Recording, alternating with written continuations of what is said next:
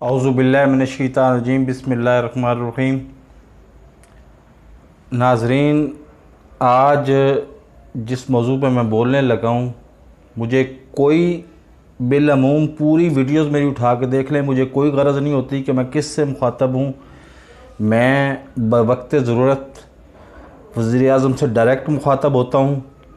मैं बवक्त ज़रूरत कर्नल जावेद बाजवा कमर जावेद बाजवा साहब से डायरेक्ट मुखातब होता हूँ।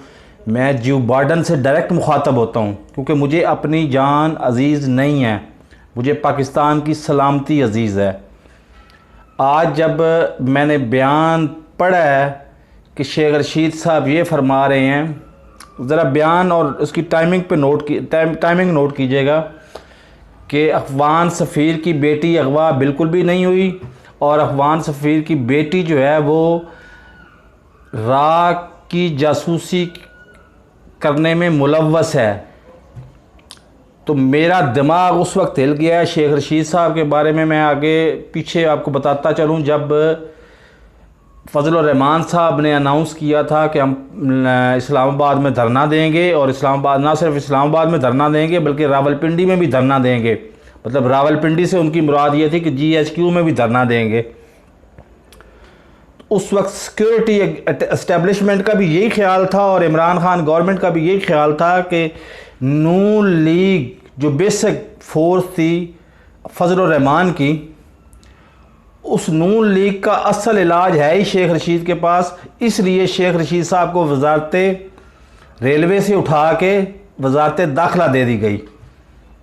लेकिन उसके कुछ ही दिनों के बाद जब दो पुलिस वाले, इस्लामाबाद पुलिस वाले मोटरसाइकिल पे सवार थे वो, और एक और मोटरसाइकिल सवार ने रोकने पर उन पर फायरिंग कर दी और दो पुलिस वाले शहीद हो गए। तो ये सिंपल सी बात थी कि वो मतलब दुनिया का, मतलब पाकिस्तान का जानने वाला हर बच्चा जानता है कि शाम के वक्त शम्स कॉलोनी से मनशियात फरोश उठते हैं और वो जाके पोश एरिया में, इस्लामाबाद के पोश एरियाज़ में, क्योंकि दरमियान में सिर्फ सड़क का फ़र्क है, तो वो उधर सप्लाई देते हैं और वापस वो अपने शम्स कॉलोनी रावलपिंडी में आ जाते हैं। दरमियान में सिर्फ एक सड़क का फ़र्क है। तो गालिब ख्याल यही था कि वो कोई मनशियात फ़रोश थे, उनको रोका गया। उस वक्त उनके पास असला भी था और मनशियात भी थी, तो उन्होंने कहा कि रोकने की बजाय इसको ऊपर फायरिंग कर देते हैं। ये वो फायरिंग की, वो जो दोनों शहीद हो गए और वो फरार हो गए। शेख रशीद साहब ने उसी वक्त फ़ौरन बग़ैर किसी वक्फे के उन्होंने कहा ये दहशत गर्दी की कार्रवाई है। ये बड़ा आसान होता है कि जनाब आप किसी कार्रवाई से अगर आपने जान छुड़ानी है ना, आपने छोड़ने अपनी डी से बॉल जो है ना वो किसी और तरफ फेंकनी है, तो बड़ा आसान होता है कि आप ये कह दें कि ये दहशत गर्दों की कार्रवाई है। दहशत गर्द जाने, एजेंसियाँ जाने और वजारत ख़ारजा जाने, वजारत दाखिला का इससे ताल्लुक़ कोई नहीं है। वो आज भी हालात, आज भी मैं पेट रहा हूँ इस पे। सबसे पहले 2 या 4 मिनट की एक मतलब 30 या 45 सेकंड की वीडियो मैंने अपलोड की थी यूट्यूब पे कि ये दहशत गर्दों की कार्रवाई नहीं है, ये मनशियात फरोशों की कार्रवाई है। आप उनको ट्रेस आउट करें तो आपको कातिल मिल जाएंगे। लेकिन उस पर शेख रशीद साहब ने तवज्जो नहीं दी। अब बात यह है कि शेख रशीद साहब ने आज जो बात की, ये दो किस्म के लोग बात कर सकते हैं। एक तो वो कि जो अपनी मिनिस्ट्री में बहुत ज़्यादा कामयाब हों और वो देख रहे हों कि इस मिनिस्ट्री में तो मैंने झंडे गाड़ दिए हैं कामयाबी के, अब अगली मिनिस्ट्री वजारत ख़ारजा वाली मिनिस्ट्री, या मतलब अल्लाह भला करे, मेरी बात आपको समझ आ रही होगी, जो आम वोटर है उसको समझ आ रही होगी कि जब जिस मिनिस्ट्री में आप बिल्कुल 110% बिल्कुल कामयाब, एक्स्ट्रा ऑर्डिनरी कामयाब हो जाते हैं, तो आपको उस मिनिस्ट्री से दिलचस्पी नहीं रहती, आपको अगली मिनिस्ट्री की फ़िक्र होती है, ऊपर वाली मिनिस्ट्री। तो वजारत ख़ारजा और वजारत ख़ारजा के बाद आपको पता है कि लहदे के वज़ीर-ए-आज़म की सीट रह जाती है। या फिर वो बंदा कहता है कि जब वो जाता है ना उस मिनिस्ट्री में, राइट लेफ्ट बाएं दाएं सामने पीछे देखता है, उसको समझ ही कुछ नहीं आती, बौंतल जाता है वो बंदा। वो कहता है कि अपने सर से तो उतारो ना, वो मतलब किसी बात, एक छोटी सी बात को कहीं और फेंक के तो अपने गले और मुसीबत डाल लेता है। ये दरअसल नवाब अपना शेख रशीद साहब की नाअहली है कि उस वक़्त, जिस वक़्त वो प्रेस कॉन्फ्रेंस करके ये फरमा रहे थे कि ये ये अफ़गान सफ़ीर की बेटी अगवा ही नहीं हुई और ये इसका ताल्लुक़ रा से है और रा के लिए जासूसी करती थी, तो उसी वक्त पाकिस्तान के वज़ीर ख़ारजा, उसी वक्त उन्हीं के दोस्त, उन्हीं के कुलीग वज़ीर ख़ारजा मतलब अब काबुल में फ़ोन करके उनको कह रहे थे, कूल डाउन कर रहे थे उनको कि आप अपने वज़ीर, अपना सफ़ीर को वापस भेजें, हम भी अपने सफ़ीर को आपसे नहीं बुलाते और हालात को नॉर्मल लाएं। नाज़रीन, ये मसला एक रावलपिंडी के हल्का 48 के 100 या 150 वोटों का नहीं है, ये मसला पूरी रियासत का है और रियासत का भी नहीं है।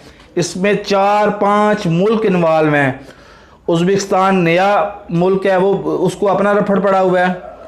उसके बाद अफ़गानिस्तान तो है ही, वो तो मतलब बेशक फसाद अफ़गानिस्तान से शुरू हुआ है ना।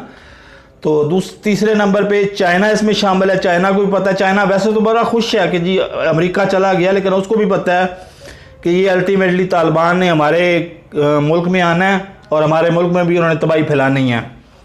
उसके बाद इंडिया डायरेक्ट इल्ज़ाम लगा रहा है कि पाकिस्तान ISI के जवान वो जाके लड़ रहे हैं तालिबान के रूप में और उनको अफ़गान मिलिट्री फोर्सेस उनको तबाह व बर्बाद कर रही हैं, ये कर रही हैं, वो कर रही हैं। तो यहाँ पे मैं छोटी सी बात अपने ISI के नौजवानों के लिए भी करता जा रहा हूँ कि आपको अगर जिहाद का बहुत ज़्यादा ही शौक़ या बहुत जज्बा है तो आप चुप करके अपने लीडर, अपनी आला क़यादत का इंतज़ार करें कि आला क़यादत क्या फ़ैसला करती है। क्योंकि जनरल कमर जावेद बाजवा और फैज़ हमीद आपसे सीनियर हैं, वो बेहतर फ़ैसला करेंगे आपके बारे में। लेकिन आप किसी एक जर्नैल या किसी एक के हलाशेरी पे आप कूद पड़ेंगे ना इस जंग में, तो इस जंग में मत भूलें कि इसमें अमेरिका भी इन्वॉल्व है, इसमें चाइना भी इन्वॉल्व है, इसमें रशिया भी इन्वॉल्व है। 3 ताकतों का मिल के मुकाबला नहीं कर सकते आप, अकेले नहते। तो जब गीदड़ की मौत आई होती है तो वो मतलब वीराने में नहीं जाता, वो शहर की सड़कों पे आ जाता है, उसने मरना ही मरना होता है।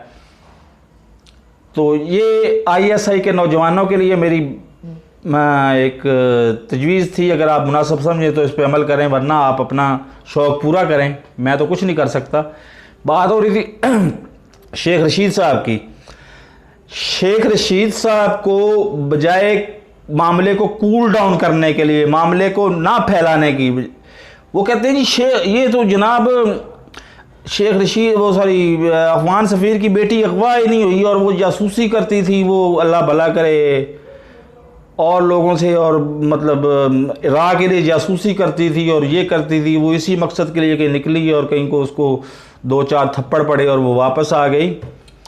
2-4 थप्पड़ पड़े या कुछ भी नहीं पड़ा, वो अफ़गान सफ़ीर की बेटी थी। अफ़गान सफ़ीर हमारी पाकिस्तान में जब होता है अफ़गान सफ़ीर अफ़गानिस्तान का सफारतखाना, तो वो हमारी, उसकी हिफाजत हमारी ज़िम्मेदारी है। हमें उस ज़िम्मेदारी को पूरा करना चाहिए। आपको ये कहना, ज़्यादा से ज़्यादा आपको ये कहना चाहिए था कि अफ़गान सफ़ीर की जो बेटी है उसकी अगवा का अभी तस्दीक या तरदीद नहीं हुई, अभी हम कोशिशें कर रहे हैं।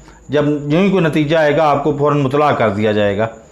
उससे क्या होता, वक्त गुजरता और आपका मामला कूल डाउन होता। किसी मुनासिब स्टेज पे आके ये भी आप कह देते कि जी अफ़गान सफ़ीर की बेटी जो है ना वो तो राह के लिए मतलब अल्लाह भला करे वो जासूसी करती है और फलां करती है। इस वक्त जब मामला पीक पे पहुंचा हुआ है, हर मुल्क, हर दूसरा मुल्क आपके ऊपर हमला करने की लिए तैयार बैठा हुआ है, आपको इस तरह के एडवेंचरिज्म करने की ज़रूरत क्या है? आपको, मुझे पता है कि आप खुद नहीं करते, आपको कैप्टन सतह का या कोई मेजर सतह का बंदा जो है ना वो आके आपके कान में फूंक जाता है, आप फ़ौरन उसी वक्त प्रेस कॉन्फ्रेंसों का तो आपको ना मतलब जुनून की हद तक शौक़ है ना। आप तो मतलब महल्ले का कोई दुकानदार, उसकी वो मिठाई ज़्यादा बिक जाए तो उसमें भी आप प्रेस कॉन्फ्रेंस करना शुरू कर देते हैं। और मैं इमरान खान से स्पेशली रिक्वेस्ट करूंगा कि इस तरह के जो शाह से ज़्यादा शाह के वफादार हैं ना, ये याद रहे कि शेख रशीद साहब ने एक दफ़ा कहा था कि मैं मालशिया वज़ीर नहीं हूँ, और ये फ़िक्रा भी मुझे अच्छी तरह से पता है कि अशफाक अहमद मरहूम साहब कहा करते थे कि खुशाम, एक फ़िक्रा मैं अपना बोलता हूँ, एक फ़िक्रा मैं अशफाक अहमद साहब को बोलता हूँ। मैं पहले अपना फ़िक्रा बोलता हूँ। खुशामद से बचना किसी अल्लाह के वली का काम हो सकता है, मेरे आप जैसे और इमरान खान जैसे लोगों का काम नहीं है। वो खुशामद से मुतासर हो ही जाते हैं हम लोग। और दूसरी बात अशफाक अहमद साहब की, अशफाक अहमद साहब ये कहते उन्हीं के अल्फाज को मैं ज़रा बदल के बता रहा हूँ कि जब बंदा एक से ज़ायद दफ़ा 50 दफ़ा कहे ना कि मैं मालशिया नहीं हूँ, मैं मालशिया नहीं हूँ, मैं मालशिया नहीं हूँ, तो ज़रा गौर करें कि यही तो मालशिया नहीं है कहीं। इसको कम अज़ कम इस वजारत दाखिला से हटाएं, क्योंकि इस वक्त मुल्क बहुत नाजुक स्टेज पे खड़ा हुआ है। कोई भी मुल्क इस वक्त मतलब हाइपर हो के या हमारे मुकाबले पे आ सकता है। और इस वक्त अगर आपकी अक्ल काम करे तो इस मुल्क को आप बहुत आगे भी ले जा सकते हैं, और अगर आपकी अक्ल काम ना करे और आप इन्हीं जैसे खुशामदियों में घिरे रहें तो आप मुल्क को अल्लाह ना करे नौज़ु बिल्ला 2 दिन 4 दिन में तबाह भी कर सकते हैं आप मुल्क को। तो मेरे इस चैनल को सब्सक्राइब करें, साथ लगे बेल आइकन को दबा के ऑल नोटिफिकेशन को ऑन कर दें, ताकि मेरी हर नई आने वाली वीडियो का नोटिफिकेशन आपको बर वक्त मिल सके। अल्लाह हाफ़िज़।